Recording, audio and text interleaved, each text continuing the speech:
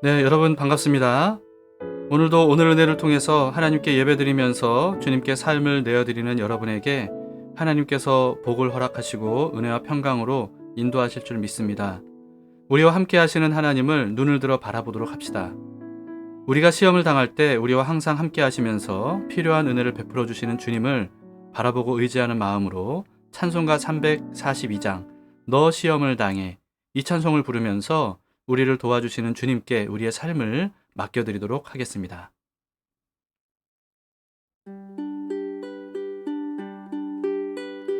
너 시험을 당해 죄 짓지 말고 너 용기를 다해 곧 물리쳐라.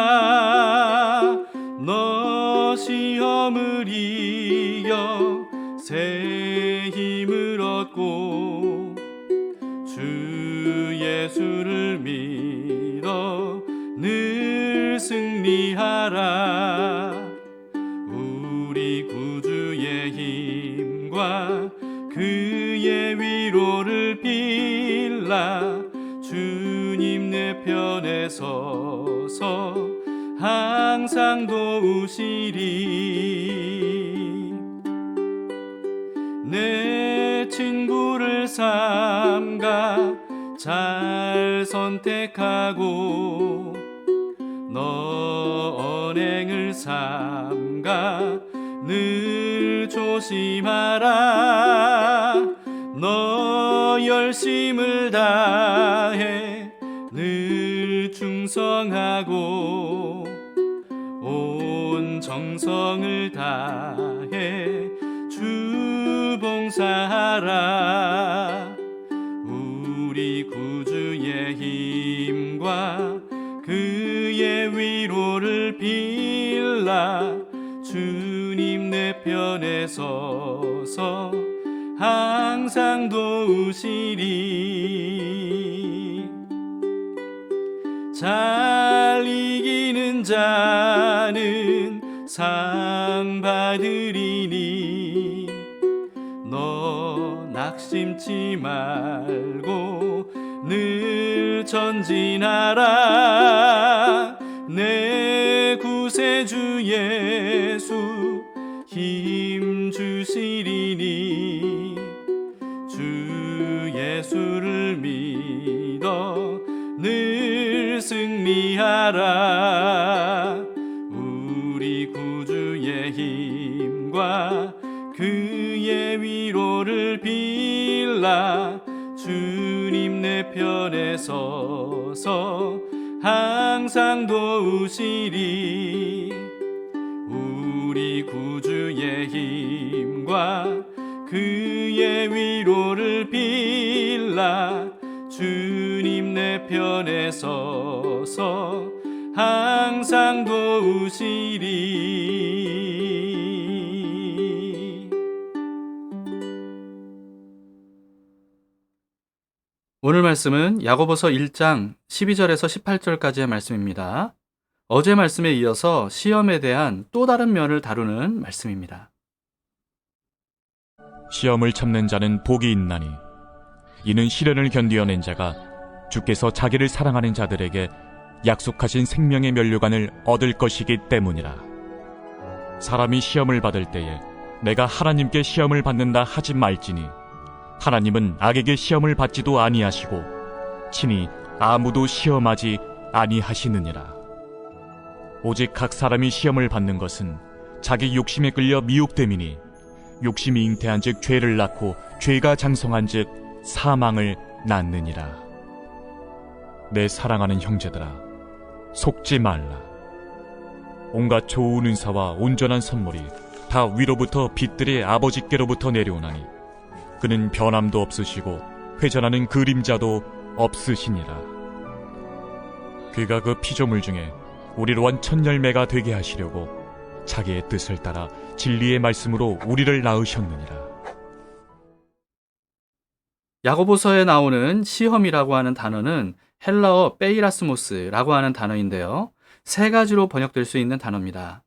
첫 번째는 고난을 의미하는 시련으로 번역될 수 있고요. 두 번째는 수준이나 성능을 확인하거나 또는 업그레이드하기 위한 테스트라는 의미로 번역을 할 수가 있습니다. 그리고 세 번째는 유혹으로도 번역되는 단어입니다.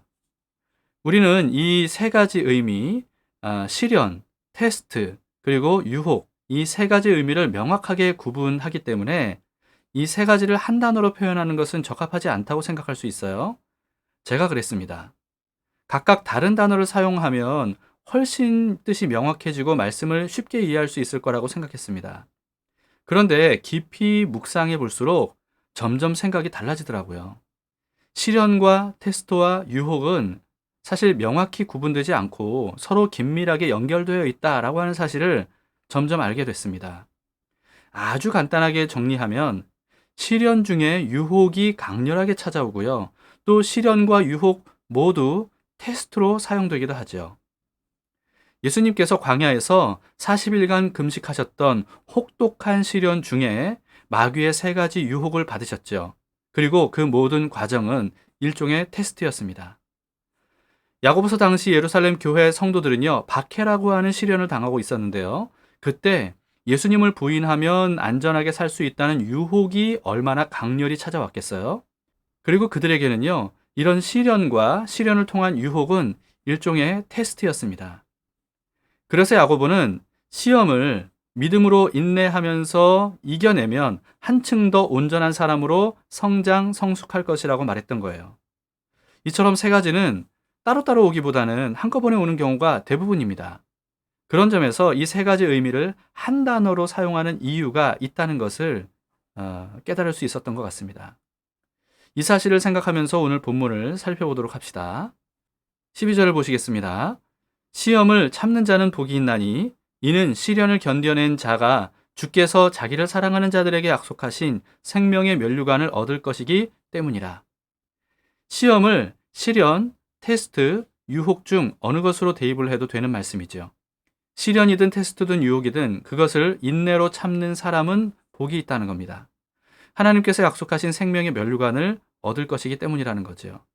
그런데 이 구절에서 우리가 주목해야 될 부분은요, 주께서 자기를 사랑하는 자들에게 라고 하는 부분입니다. 시험을 참는 사람, 그리고 주님을 사랑하는 사람, 그리고 생명의 면류관을 받는 사람은 모두 같은 사람입니다. 즉, 시련이든 테스트든 유혹이든 그것을 참는 사람이 바로 주님을 사랑하는 사람이라는 거예요.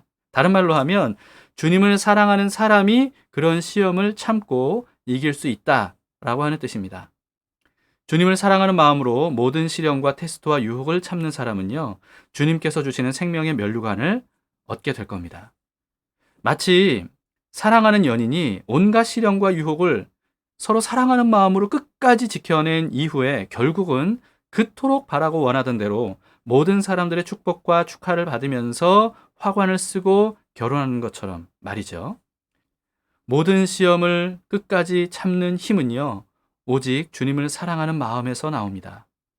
주님을 사랑하는 마음이 없으면 시련과 테스트와 유혹을 끝까지 참을 동력이 없는 셈이에요. 오직 자신의 의지력만으로 끝까지 억지로 참는 것, 이거는 분명한 한계가 있는 거 아니겠습니까? 그러나 주님을 사랑하는 마음으로 가득 차 있으면요, 그것만으로도 모든 시험을 끝까지 이겨낼 이유가 분명한 거죠. 시험을 이기기 위해서 주님을 사랑하라는 뜻이 아니고요. 주님을 온 마음과 뜻과 힘을 다해 사랑하는 사람은 어떤 시험도 능히 이길 수 있다라고 하는 뜻입니다. 주님만큼 사랑할 만한 존재는 이 세상에 없습니다. 13절을 보세요. 사람이 시험을 받을 때 내가 하나님께 시험을 받는다 하지 말지니 하나님은 악에게 시험을 받지도 아니하시고 친히 아무도 시험하지 아니하시느니라. 유혹은 물론이고요. 시련도 하나님께서 주시는 게 아닙니다. 그런데 많은 사람들이 고난을 당하면 하나님께서 자기에게 고난을 주셨다 이렇게 생각해요. 그래서 고난당할 때 하나님께 간절히 도움을 구해야 되는데 오히려 하나님을 원망하고 하나님을 멀리하는 안타까운 모습들이 많이 보입니다. 그러나 여러분, 모든 고난은요, 세상에 가득한 죄 때문에 오는 겁니다. 하나님은 본래 세상을 이렇게 창조하지 않으셨어요. 너무나도 안전하고 풍요롭고 건강하게 살 수 있도록 지으셨습니다. 그러나 아담 이후에 모든 사람들이 유혹에 이끌려서 세상에 죄악이 가득 들어오게 되면서 인류가 고난을 당할 수밖에 없게 된 겁니다. 다만 하나님은 그 모든 시험을 테스트로 활용할 뿐이에요. 하나님이 시련과 유혹에 어떻게 반응하는지를 통해서 주님을 향한 사랑과 믿음을 확인하시는 겁니다. 그러나 하나님께서 테스트를 하시려고 일부러 고난과 유혹을 주시는 게 아니라는 것을 우리는 알아야 됩니다. 하나님은 악에게 시험을 받지도 않으시고 친히 아무도 시험하지 않으세요. 그러므로 시험을 받을 때 하나님께 원망하면서 등을 돌리지 말고요. 오히려 하나님 앞으로 더 가까이 나아가서 적극적으로 하나님께 도움을 구하고 지혜를 구해야 됩니다. 그 다음 14, 15절입니다. 오직 각 사람이 시험을 받는 것은 자기 욕심에 끌려 미혹됨이니 욕심이 잉태한 즉 죄를 낳고 죄가 장성한 즉 사망을 낳느니라. 이 구절은 특히 유혹에 초점을 맞춘 말씀이죠. 욕심은요, 하나님보다 다른 것을 더 사랑하는 마음입니다. 하나님을 사랑하는 마음보다 욕심이 더 크면 유혹을 이길 수가 없는 거예요. 그 탓을 하나님께 돌리는 것은 책임 전가일 뿐인 겁니다. 욕심 때문에 유혹에 빠지면 죄를 범하게 되고요. 죄는 반드시 심판을 받아야 되고 그 결과는 사망입니다. 유혹을 이기는 궁극적인 방법은 다른 무엇보다 하나님을 더 사랑하는 거예요. 사실 하나님보다 더 사랑할 만한 대상은 세상 어디에도 없습니다. 그 사실을 깨닫지 못하기 때문에 우리가 욕심을 품고 유혹에 빠지게 되는 거죠. 하나님이 얼마나 사랑할 만하고 믿을 만한 분인지를 알기 위해서 시간을 들이고 돈을 들이고 마음을 쏟는 것, 여러분 이것은 가장 지혜 있고 가치 있는 일입니다. 지금 이 시간이 그런 기회가 되기를 바랍니다. 16절 17절을 보십시다. 내 사랑하는 형제들아 속지 말라. 온갖 좋은 은사와 온전한 선물이 다 위로부터 빛들의 아버지께로부터 내려오나니 그는 변함도 없으시고 회전하는 그림자도 없으시니라. 유혹에 속지 말라고 하죠. 온갖 보암직도 하고 먹음직도 하고 탐스럽기도 한 것으로 유혹한다 할지라도 사람을 파멸에 이르게 하는 미끼일 뿐이라는 겁니다. 진짜 좋은 것들은요, 하나님께서 주시는 것들이에요. 그러므로 욕심에 끌려서 유혹 앞에서 기웃거리지 말고 좋은 것을 원한다면 하나님께로 가서 구하면 됩니다. 특히 여기서는 하나님을 아버지라고 표현하지 않았습니까? 하나님께서 우리에게 좋은 것들을 주시는 이유가 뭐예요? 우리의 아버지가 되어 주셨기 때문이죠. 예수님은 하나님께 구하고 찾고 두드리라 이렇게 말씀하신 후에 이어서 이렇게 말씀하셨습니다. 마태복음 7장 9절에서 11절을 보시면요. 너희 중에 누가 아들이 떡을 달라 하는데 돌을 주며 생선을 달라 하는데 뱀을 줄 사람이 있겠느냐? 너희가 악한 자라도 좋은 것으로 자식에게 줄 줄 알거든 하물며 하늘에 계신 너희 아버지께서 구하는 자에게 좋은 것으로 주시지 않겠느냐.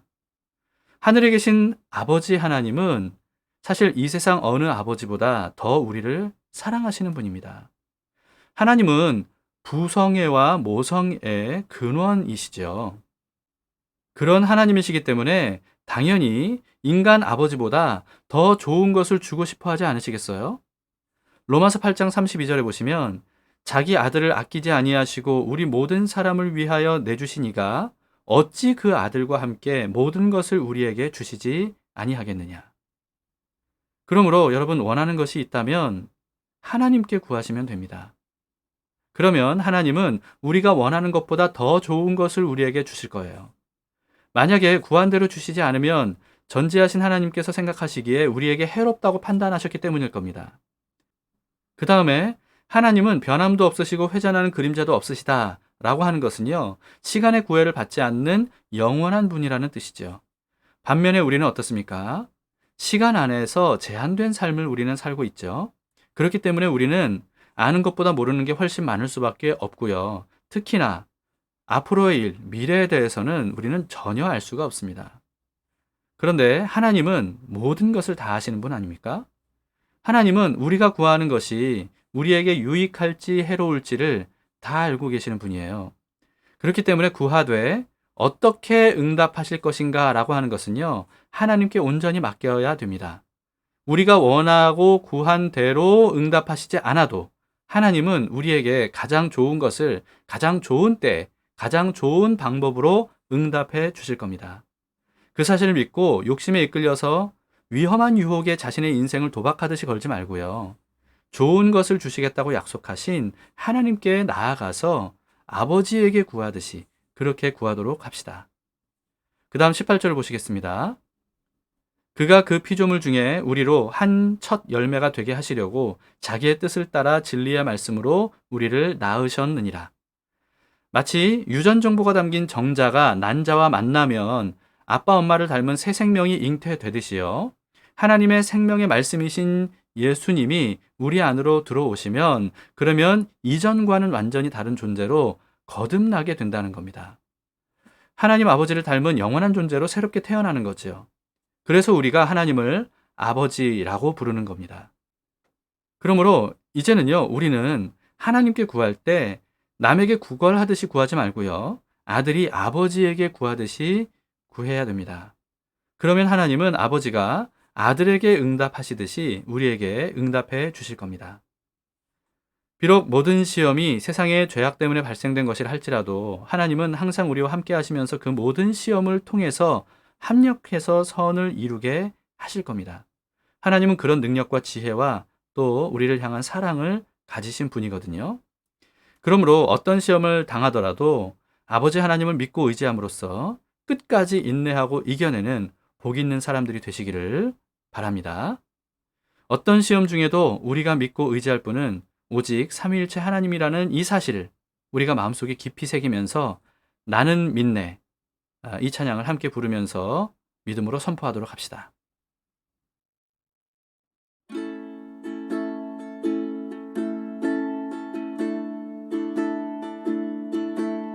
내게 허락하신 시련을 통해 나의 믿음 더욱 강하게 자라나고 험한 산과 골짜기 지나는 동안 주께 더 가까이 나를 이끄시네. 내가 겪는 시험이 어렵고 힘겨워도 내 주님보다 크지 않네. 내 앞에 바다가 갈라지지 않으면 주가 나로 바다 위 걷게 하리. 나는 믿네. 주의 능력으로 내 삶 새롭게 되리. 나는 믿네. 주의 능력으로 담대히 나가리라. 주와 함께 싸워 승리하리라. 날마다 믿음으로 나 살아가리.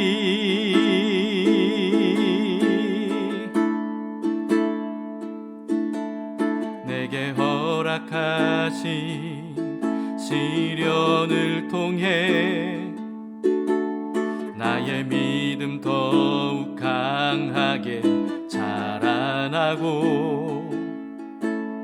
험한 산과 골짜기 지나는 동안 주께 더 가까이 나를 이끄시네.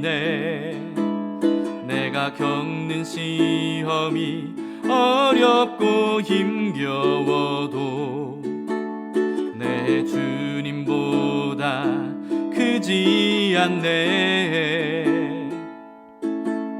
내 앞에 바다가 갈라지지 않으면 주가 나로 바다 위 걷게 하리.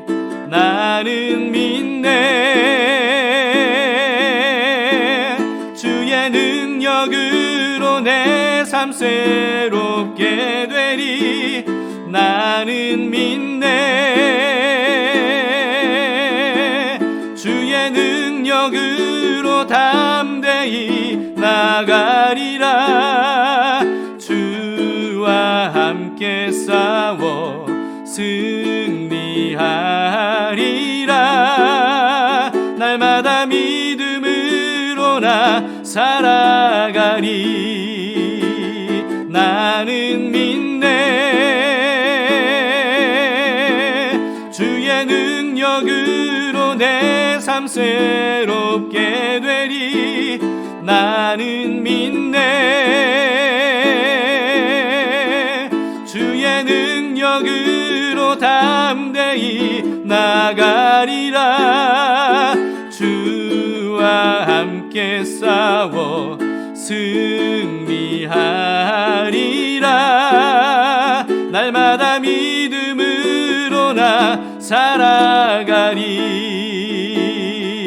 주와 함께 싸워 승리하리라. 날마다 믿음으로 나 살아가리. 날마다 믿음으로 나 살아가리.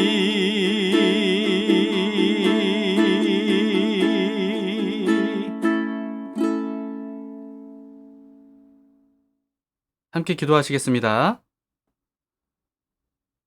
하나님 아버지, 이 세상을 살다 보면 정말 너무나도 많은 시련과 또는 유혹이 우리를 넘어뜨리려고 할 때가 많이 있습니다. 주님, 그 모든 삶에서 주님의 도움을 구합니다.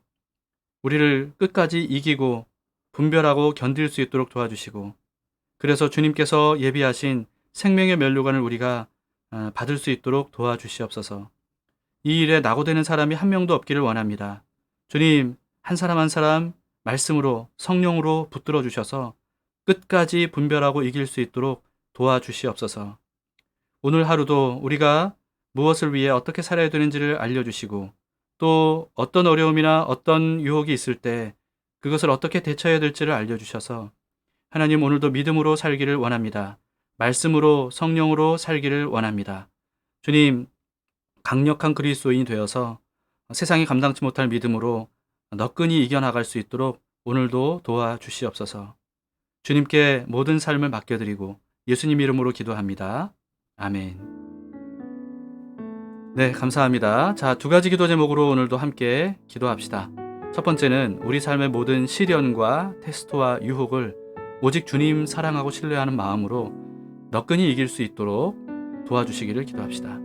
주님을 더 깊이 많이 알 수 있도록 해주시고 말씀과 성령으로 우리에게 임해 주시기를, 그래서 욕심 때문에 유혹에 빠지지 않도록 지혜를 주시기를 우리 함께 기도할 수 있길 바랍니다. 두 번째는요, 여러 가지 시험을 겪는 지체들에게 하나님께서 필요한 은혜를 베풀어 주셔서 끝까지 잘 이겨내게 해주시기를 중보기도 하도록 합시다.